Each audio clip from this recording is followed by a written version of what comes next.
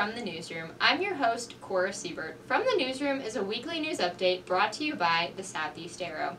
This week's top story deals with the forces of nature. Here is reporter Ben Schicker with more on the story. Heavy winds, sirens, and house damage are just a few of the things that we can expect as tornado season approaches in the Midwest. This past week we sat down with Professor Nikas of the Environmental Hazards Department to chat more about this season.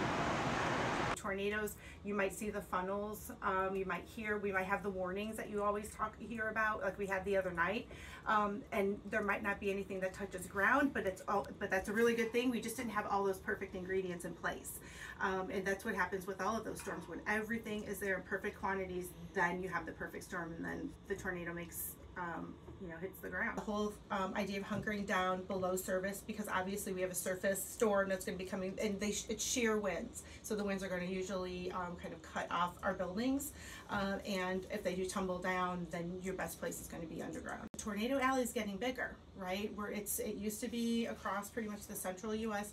We're starting to see a lot of tornadoes go south. We're starting to see a lot of them go north into Minnesota and Wisconsin. So it's getting bigger, and it's a direct relationship to our spring climate, spring into summer climate. So there's a lot of patterns on Earth, and all of those patterns convene right in our summer that makes that perfect storm and the perfect environment for tornadoes to form. Absolutely take your warning seriously.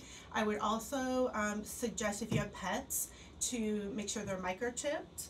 And you have their records on your phones, and always take your pets. It's important to remember not only your four-legged furry friends, but also your plants. Here is reporter Ben Schicker with 60 seconds featuring a horticulture major. You said your major's horticulture? Yes, sir. So what thought process went into picking that major for you?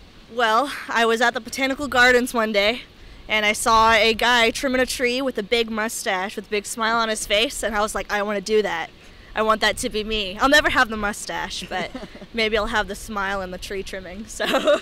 And what's been your favorite part of the horticulture major so far? The people. Plant people are different breeds of people for sure. So. And what's been your favorite thing that you've learned or taken from it that's helped you in your everyday life? How many different plants are edible? Like dandelions, you can just pick up a dandelion right now and eat it. I did not know. Yeah, different parts of the monstera you can eat. Oh my gosh. Yeah, dude. That's crazy. Mm-hmm. And so what advice would you give to freshmen coming in that want to be horticulture majors? What would be the first thing that you tell them? Socialize with everyone, because everybody will have different snippets of different tips on how to get through different classes, and sometimes you need help, so just introduce yourself and don't be afraid to say hi. Perfect. Thank you very much. That's it. From beautiful landscapes out in the open to on the canvas, here is reporter Zach Huffman with the annual art gallery at Crisp Museum. We're here at the 49th annual Student Juried Exhibition at Crisp Museum. While all of the student art was amazing, only 3 could win. Third place went to Savannah Gorley with her pomegranate seed ceramic. Second place was a huge charcoal painting by Kate Cooper, which incorporated many smaller pictures throughout. The grand prize went to Haley Brotherton for her portrait of Pearl from the 2022 movie of the same name. I'm not gonna lie, I'm not sure this is like real life right now. I'm a big Taylor Swift fan. I feel like Taylor must have when she won Album of the Year at the Grammys this year. It took me a few months like working on this on and off, because I like to break down like components of the face into shapes, and so it takes a really long time for me to like fully like mentally deconstruct it and get all the colors right and everything. But this is probably my favorite painting I've ever done.